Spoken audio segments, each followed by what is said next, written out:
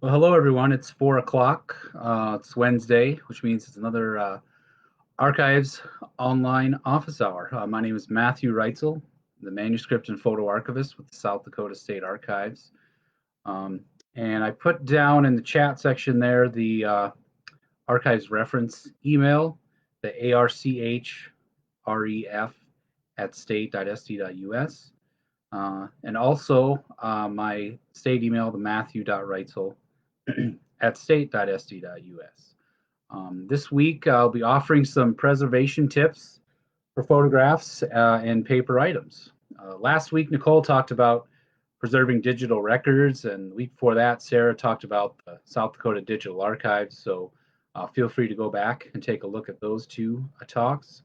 If you've been following us on Facebook, you've seen our history from home scavenger hunts and also our puzzles of historic images. So be sure to go back and check those out. You can also find our previous archives online office hours on YouTube. And I'll put the link to that in our comments section.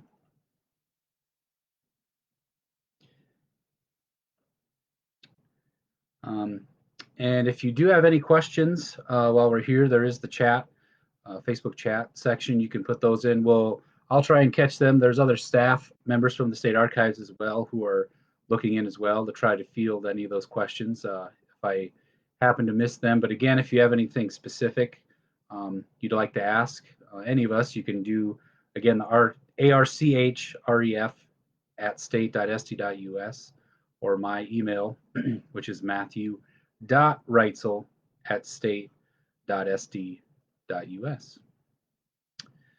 Okay, so again, this is Matthew Reitzel, Archives Online Hours for the South Dakota State Archives. Thanks for taking the time to watch, and the SpaceX might have been canceled, but we're ready to go. So when we're dealing with historical items, a good place to start is to have a preservation mindset. Okay, what's the things you want to keep in mind, things you want to strive for when you're looking to preserve items. The first two things I always start with, they're kind of the same, but they're a little bit different. The first is do no harm. And the second one, which is somewhat related, is the rule of reversibility. So, of course, do no harm is similar from the Hippocratic Oath. Don't do anything that's going to make your items worse, that's going to make them deteriorate faster, things like that. And then the rule of reversibility is just that whatever you're going to do to your materials, make sure you can undo it. If you cut out your great grandparents' wedding photo to put it in a scrapbook and you make it into a heart or something, you've ruined that. You can't undo that. So just keep that in mind. Don't do any harm to materials, and also if anything is done, make sure it can be reversed.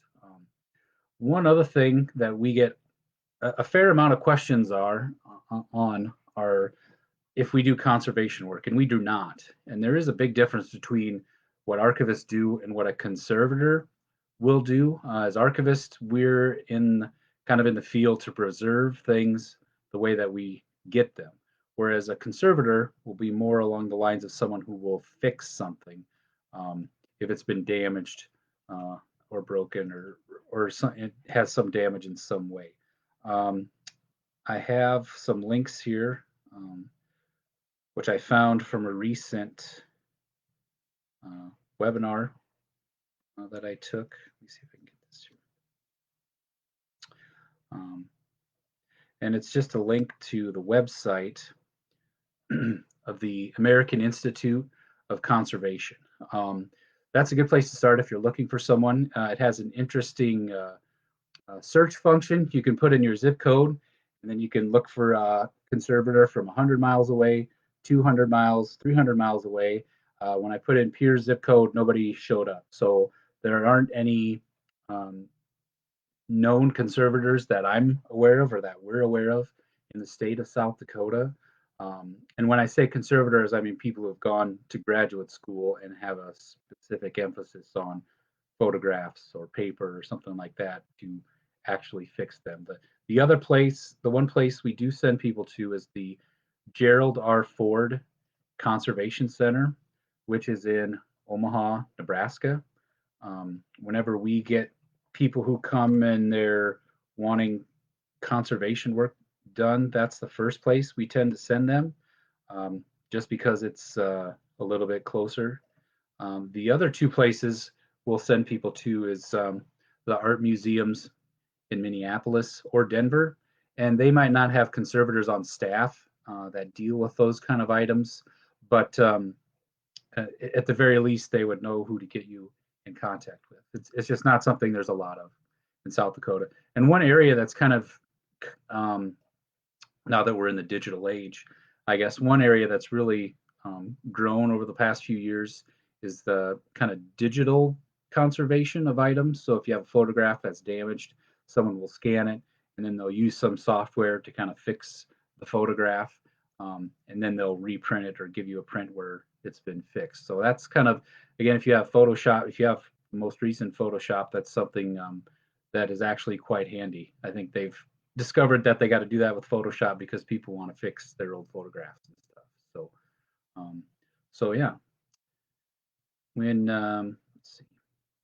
So a few questions to ask yourself about your historical items, and again, this is the whole state of mind when you're looking at stuff. But what is the life expectancy of your collection? Whatever item you have, if it's a scrapbook, if it's a photo album, how long do you want that to last? Do you just want it to last for your lifetime? Do you want your kids to have it and grandkids and have it be passed down the line? Um, because there's things that you can do for certain items that'll help preserve them and make them last for hundreds of years. And there's things you can do that if it doesn't matter, then there's no sense spending money or time or anything else on items if you're not going to save them or want to save them, I guess. Another question similar to those, why am I saving this, and does this have to be saved? That's always a good thing to ask because it could be a one of a kind thing that's important to your family, to your family's history, or it could be a magazine. We tend to get a lot of like magazines from Time or Life of historic events. Like we had just gotten one here with when they were having the anniversary of the men landing on the moon. I don't remember which magazine it was, but Neil Armstrong was on the cover, and someone brought it up and asked if we would want it. And if you viewed our previous archives hours on things that are donated to the archives, you'll understand why we said we wouldn't take it, and they just kept it and found another home for it. But again, always ask yourself, why are you saving this? Does it need to be saved? And then what will you do with this stuff, and who will eventually get this stuff? Um, Again, don't assume that your family knows that this is stuff you want your family to hold on to keep. Um, we've had people donate materials to the archives, and they've looked right at me and they said, my kids don't want any of this stuff, so we're going to donate it to you. So at least they've had that conversation, so people know whether it's going to stay in the family or if you need to find another place to store it. So another thing to keep in mind is the balance between preservation and accessibility. There are things you can do to help preserve your items so they'll last longer, but then they're maybe not as accessible as you would want them to be. Conversely, you can make your item very accessible. It's out, anyone can see it, everybody can look at it. It's always out on a table or a desk or something like that at all times of the day, so it's very accessible. But now the preservation has kind of gone downhill a little bit. So you want to find a balance for that, good balance between preservation and accessibility. Again, this is Matthew Reitzel. This is Archives Online Hours with the South Dakota State Archives. I was going to check to see if there's any questions that anyone has. Just a lot of hellos. Hello, everybody. How are you guys doing? Um, Again, if you do have any questions, you can put them in the chat section here. Otherwise, at the beginning at the top of the chat, it has our archives reference email and also my email as well. Okay. All right. So not seeing any specific questions, I guess we'll just kind of continue on. Um, One of the things that I always start with whenever I do this talk is the importance of temperature and relative humidity wherever your items are going to be stored. This is probably the most important thing that you can do for your items, but it's probably the least likely that people tend to think about. Um, Items, especially photographs and paper, and any kind of museum type item as well, they're all hygroscopic. That means they will absorb and release moisture depending on what their environment is around them. So if it's very humid, very wet, your item will soak up that humidity, which will do damage to it. Or if it's very dry, they will release that moisture and then it gets too dry. So think of your items kind of like a sponge. You want it in a good environment, not too wet, not too dry, and go from there. So the number we look for at the Cultural Heritage Center as well is 70-40. So 70-40.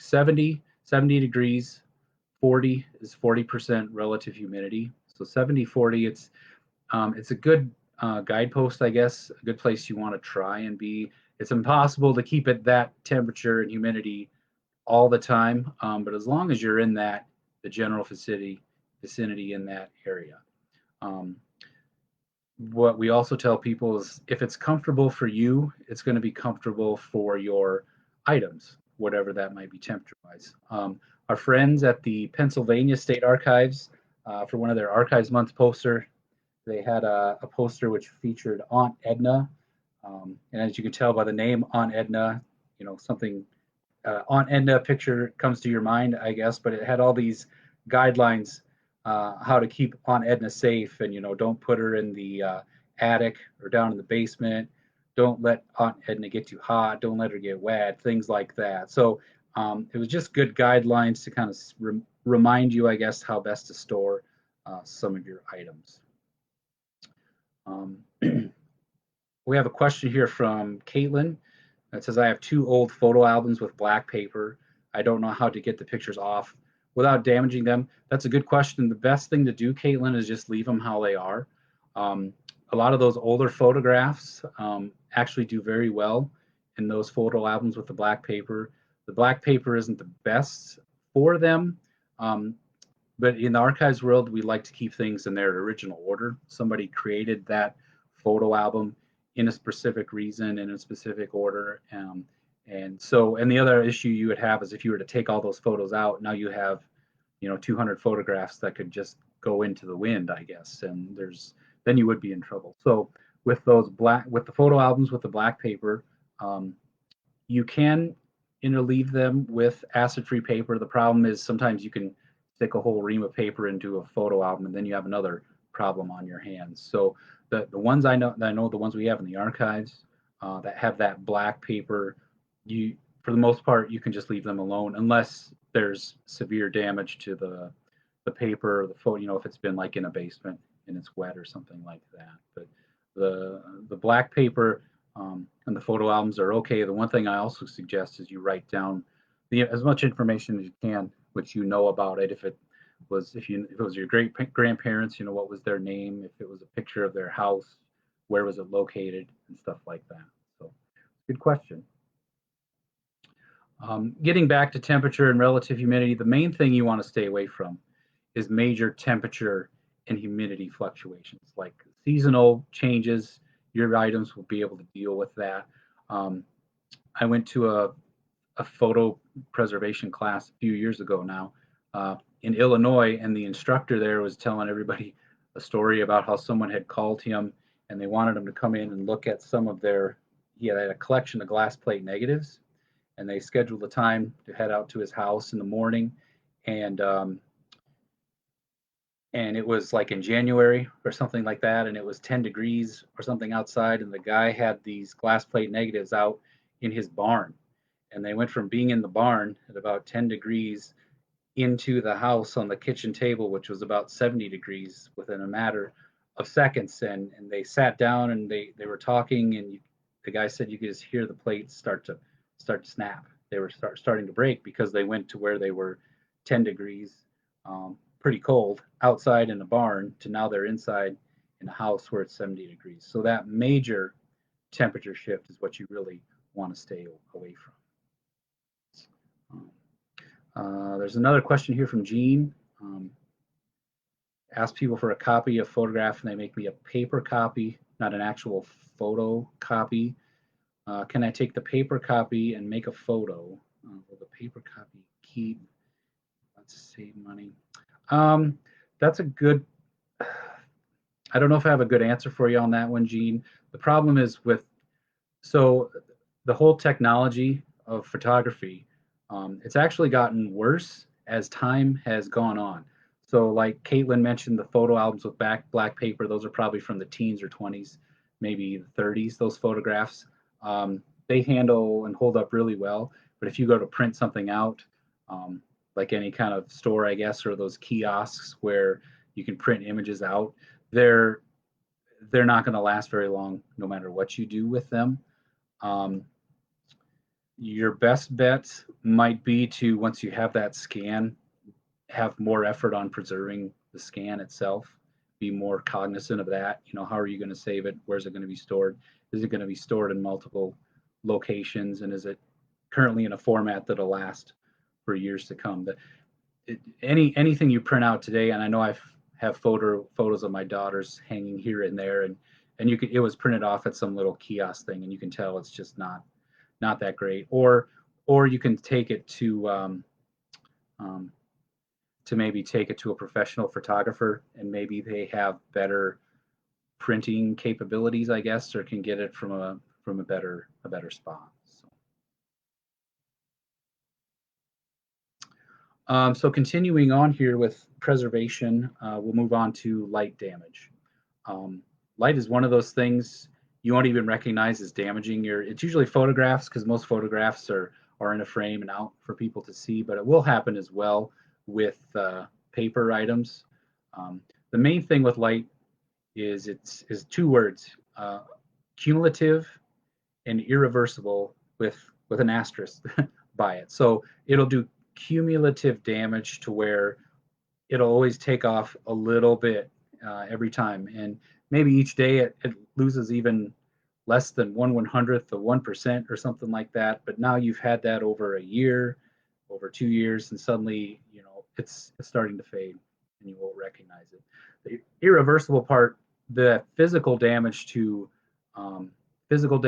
the image, you can't undo that, I guess. The asterisk is that with Photoshop and something similar to that, you can scan things now and it'll digitally fix the color or the black and white or things like that. So it'll fix it digitally, but with the original, you can't switch that out. So um, so the other thing to think about, well, one of the questions we get asked, I haven't, maybe it hasn't been a while, but there was a time there where I seemed to get asked it quite often, was if a photocopy light or a scanner light can do damage to a photograph. And the short answer is no, it can't. The main thing with light is its intensity and its duration.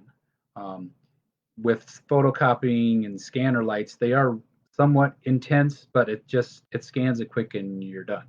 And the goal is that you would only scan it once and never have to scan it again. So the intensity is somewhat high, but the duration is short, so it's not going to do any damage. Um, Kind of as I mentioned, light can change or fade colors. It creates chemical reactions within the emulsion layer of the photograph. And ultraviolet light, a lot of UV lights can be especially harmful, and a lot of people use those now. So be mindful of those. Another thing I hear a lot too is, the photo is not in the sunlight. It's not in direct light. It's just, on the wall and the sun's not hitting it. But even indirect light can do damage over time. Um, and what I always tell people is don't panic, but think about it. I always hope I do some talk about preservation someday and hear some news story the next day of someone's throwing their lamp out in the street or something, but that hasn't happened yet. So don't panic, but just think about it. I mean, if you have an original photograph of your great grandparents and it's sitting on a desk, up on a wall in a frame, maybe you should ask yourself, is that the best place for it to be? And like I said, you won't know there's a problem until it's too late. I compare this a lot to how maybe grandparents see their grandchildren. You know, they don't see them very often. Maybe after a few weeks, once a month or every 2 months, and all of a sudden you haven't seen them for a while, and it's like, wow, you've grown. And the parents are like, she's the same height she's always been, but you've seen them every day, so they've grown, and they look the way they always have. But when someone hasn't seen your child for a while, it's like, oh, they've gotten bigger. It's the same thing with photographs, in that you see it every day, so the change isn't noticeable to you, but someone else will come up and see it, and it's like, oh, that's starting to fade, and then it looks kind of obvious. So, um, another question here from Marcia: should old 1900s photos in a frame have a mat or something to keep the photo from touching the glass? Yes. Um, there are problems when emulsion, especially in a humid environment, gets in contact with the glass, and that's something you can't undo. Even if you were to take it to a conservator, I don't think they'd have a good answer for how to do that. So always be sure that the photo has some space anyway from the glass. We've had a few, a small handful of photographs that have been in frames.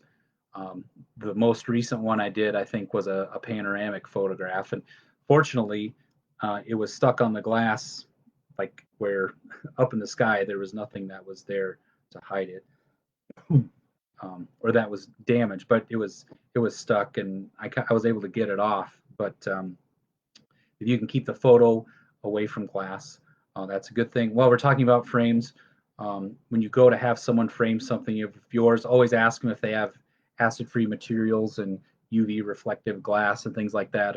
If you're talking to them and they don't know what you're saying, you should probably take your stuff somewhere else. But most people who work with frames, who know what they're talking about, if you tell them you have a family document or a photo that you want to preserve, they should be using, again, acid-free materials, mounting mats and stuff like that, and not using any harmful glues or anything that are going to do damage. Um, let's see. And then the last thing I want to talk about. Ooh,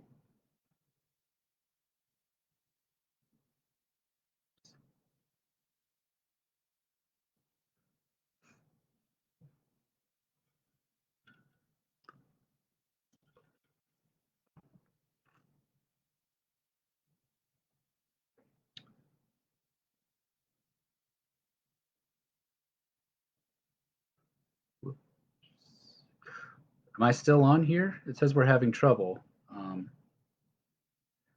I don't want to end it yet in case it happens to come back on. Um,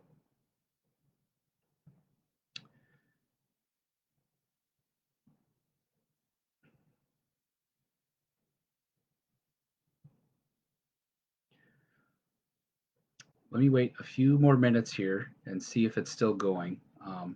Still good. We can still see you. Okay, good. I can't see anything, so I'm just going to keep talking. If if it does conk out on me, let me know. It just has this thing that says, "Sorry, we're having trouble playing this video," but it looks like we're okay. So the next part I want to talk about is handling. Um, you want to handle your materials as little as possible. Again, you get into that whole preservation versus accessibility. The more you mess with stuff, especially like with letters, the more you open and close a letter, open and close it, it's going to create a weakness where that fold is at. Um, so make copies when possible. What I tell people, it's just a copy, and you can keep the original stored safely away, so it's not a problem. Um, I had a woman contact me. It's been a few years ago now, I guess. But when she was growing up, she used to play with her grandmother's letters. And there's a family reunion coming up, and she was kind of worried about these letters. She didn't want to give them to her grandkids, that was for sure. But she was asking me, she was looking to buy Mylar to kind of encapsulate all these letters, and there were a lot of letters, and she didn't know what to do. And I finally kind of said, well, you could always make photocopies and just have them look at the photocopies and not worry about the originals. And we were on the phone, and it was quiet for a couple seconds, and then she just said, "That's a good idea. I should do that." So you can always make copies, store the originals away, and they'll be safe that way. Um, don't have any food or beverages near materials. Be vigilant about stuff, but accidents are going to happen because they always do. Um, when you're dealing with photographs or negatives, it's best to have white cotton gloves, and I have a few here. You've seen these before. We have a lot of these up at the archives. Two notes I want to mention about gloves, because archivists had some time on their hands, I guess, and did studies of gloves. The two things they came up with was one, people tend to not wash their gloves that often. So if you do have some white cotton gloves at home, always be sure to wash them somewhat regularly. And then the other thing is they found out that people would put lotion on their hands and then put their gloves on and then go work with photos and stuff. But what was happening, the lotion would go through the gloves and it would be out on top of the gloves and then it would get on the photographs. So if you're going to be working with your family photographs and you're going to be wearing gloves, be sure your hands are clean and you don't have lotion and stuff on them. So, um, and then the last thing I want to mention here is also be careful when you're scanning stuff. Um, a lot of times you'll have this photograph and you'll be all gentle to it and you don't want to break it, and then you get it on the scanner and you just like throw it on and put the lid down and try and flatten it out. So just be careful of that when you're scanning so that doesn't happen. Um, I thought there was a question. Um, include, yeah, someone, Helen here mentions Harold's photo in Sioux Falls. I've told people to go to photographers, especially with larger things, because sometimes they can actually take photographs of images that way for things that don't fit on a scanner and things like that. Um, not seeing any more questions. I'm assuming I'm still on and I'm not just talking to myself. Um, but we'll just kind of continue here and we'll go to photographs. So like I said, when you're dealing with photographs, be sure to wear cotton gloves when handling photographs or negatives. It's always best to hold photographs and negatives by the edge. Um, so if this was a photograph, um, hold it hold it like this. That way you're not grabbing it and touching the emulsion or anything like that. Um, Store prints and negatives separately, just in case something, if you have negatives, um, it's best to keep them in different spots, just in case something happens to the original print. You'll still have that negative if you need it. Um, we're getting to a generation of people who have no idea what a negative is. Everything's kind of digital now, so be sure to let people know what negatives are if they're in a box or something. Um, Avoid careless handling, which will cause abrasions, tears, or breakage. Again, be careful with your stuff and be careful on who you give your stuff to.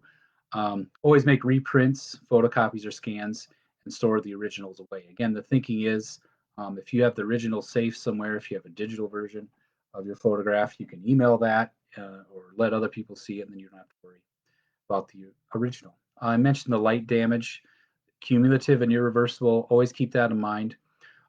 Keep photos in acid-free archival quality folders or containers. A lot of times, photos are kept in their original envelopes. Some of them are worse than others.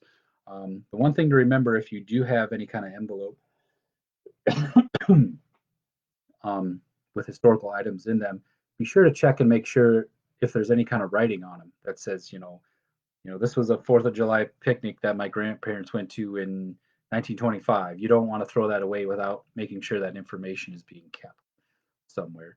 Um, be mindful of areas of light, water, or heat damage. Obviously, don't take the box with your historical family photos in it and hook it up next to your sump pump to keep your sump pump running. Attics are bad. Basements can be bad if there's a water leak or something like that. But also look above you too when you're in a basement, because sometimes there's water pipes that might be running above your items, and you might think they're in a safe place, but if a pipe breaks, you could be in trouble. Um, always, always, always label or index your photos. And then I have one more always in my notes here, but always be sure to do that. You might know who those people are, where the images were taken, but years from now, no one's going to know who that is. So when people create photo albums and scrapbooks, they look at it and they remember the history because it's in their mind. You know, there's a playbill or a ticket or something that reminds them when they went to a show, or there's a news clipping um, of a basketball game or something like that. It brings back memories for people, but once that person isn't around anymore, those memories can disappear. So always be sure, especially with photographs, um, that you're writing down who it is. It's best to write, if you're going to write on the back of a photo, use a soft lead or what's called a Stabilo pencil. It's almost like a crayon sort of consistency, but it's not a crayon. It isn't going to do any damage. If you're writing on photographs, you really should not use a pen. I've seen photos where you can kind of look into the photo and you can see the writing on the back of it. It's because they've used a pretty sharp point pen and just kept writing through. Um, Avoid any kind of adhesives, such as self-adhesive tape or rubber cement. I think most people are aware of things like that nowadays, but uh, again, it gets into that rule of reversibility thinking. You know, once you tape something down or glue something down, it's hard to undo that. Always lay large scrapbooks flat to prevent damage. Um, Instead of like a book where it's stored this way, you want to hold it flat. Have it flat on the on a shelf or something like that. Color photos can be an issue. You could get acid-free materials for um, color photographs.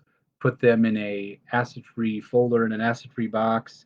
Have everything ready for this photograph and look at it after like 5 or 10 years, and it's going to be fading. It's just the nature of color photographs. What I do tell people is if they're thinking of starting a scanning project of their family items, it might be best to start with the color ones instead of the older black and white ones, just because some of those black and white images um, hold up better over the long run, especially when compared to color photographs.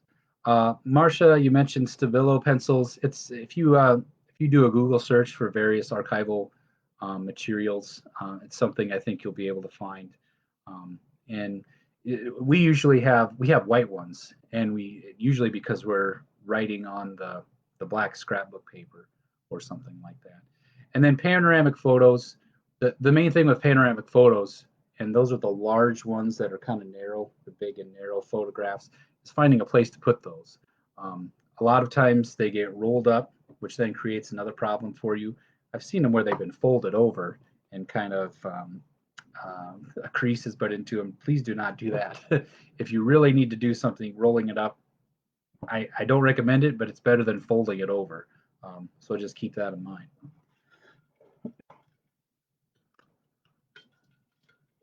So again, this is Matthew Reitzel, the South Dakota State Archives.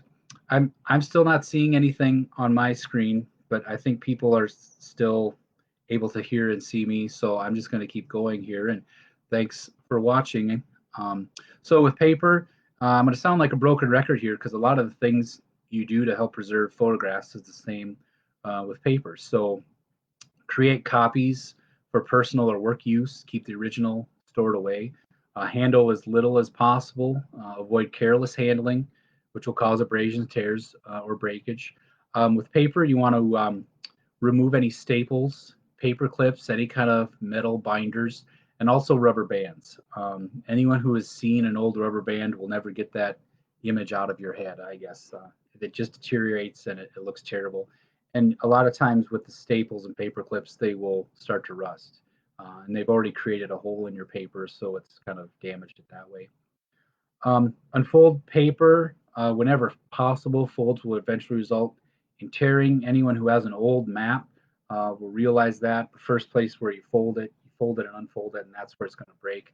Best thing to do with letters is to leave them unfolded, have a plastic clip and clip the envelope to the letter, and don't put it back in the envelope and just keep it open. Then you want to hold on to the letter itself and also the envelope.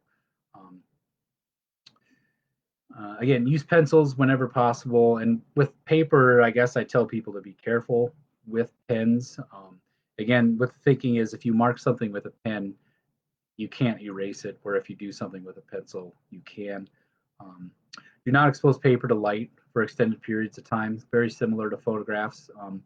And we have instances where I could show you where something was in a frame and someone is thinking, oh, this is in a frame and it'll last forever, and it's been deteriorated because of the light. Again, with paper, don't use self-adhering tape or like Scotch tape, um, especially to think you're trying to fix it by taping it. Again, sometimes that can do more damage than just leaving it the way it is. Um, uh, never, never laminate a document you are planning to preserve. Lamination, um, in for an archivist, laminating is a dirty thing to do to your documents. You might look at it today and say, "Oh, it's preserved. It's behind this plastic. Nothing will damage it." The problem is there's two problems. One is the glue used inside to hold it together, and the other thing is the heat to help it bind together, I guess. And you basically encapsulated this now.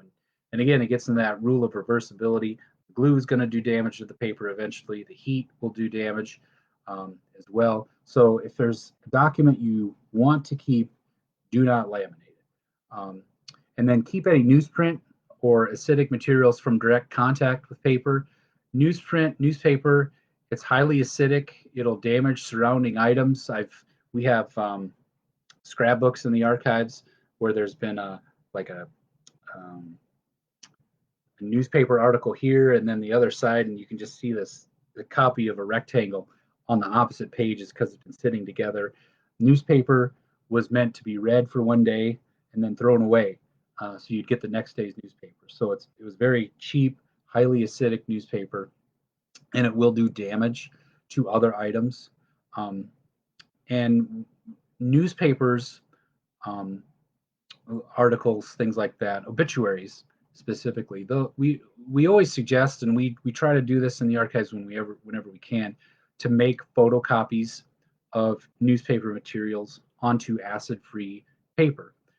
The reason we do that is what's important in like an obituary or a news clipping is the content inside that article. It's not the newspaper itself, it's the content. And you want to preserve that content and make it again last for years and years to come.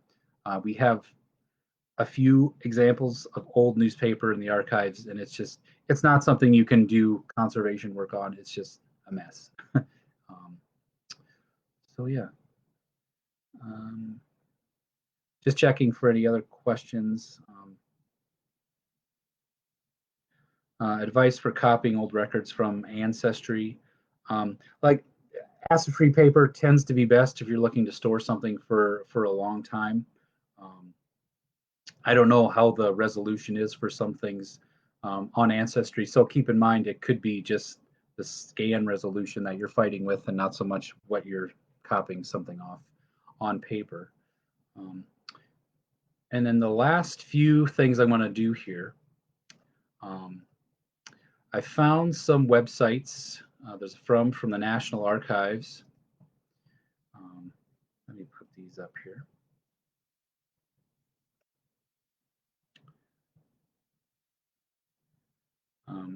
And they're just different links on how to preserve. There's one on family materials, and then there's also one on just kind of different topics.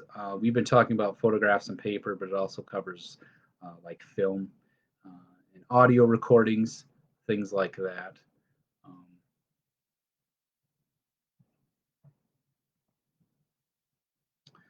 And there's also one here from the Library of Congress, which is specifically for photographs.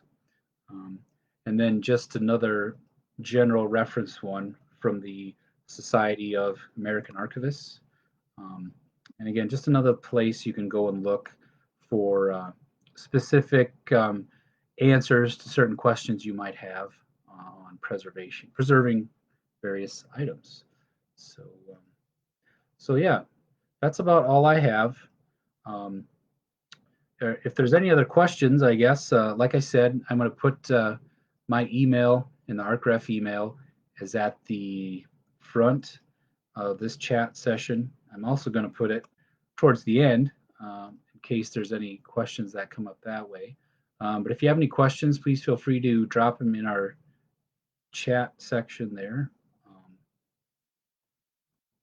And I'll hang on a few minutes and see if there's any other questions.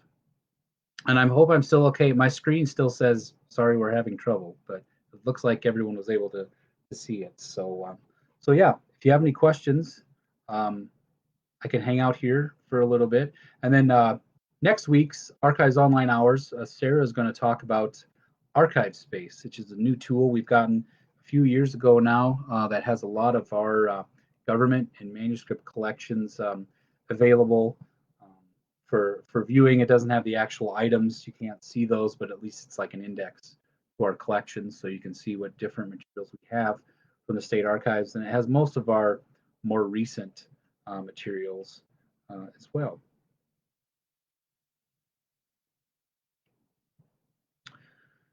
All right. Well, not seeing any more questions.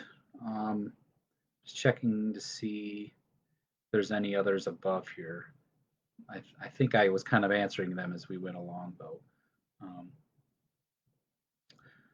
But yeah, feel free to drop me or the ArcRef email a line, and if you have any questions, we can do our best to answer them for you.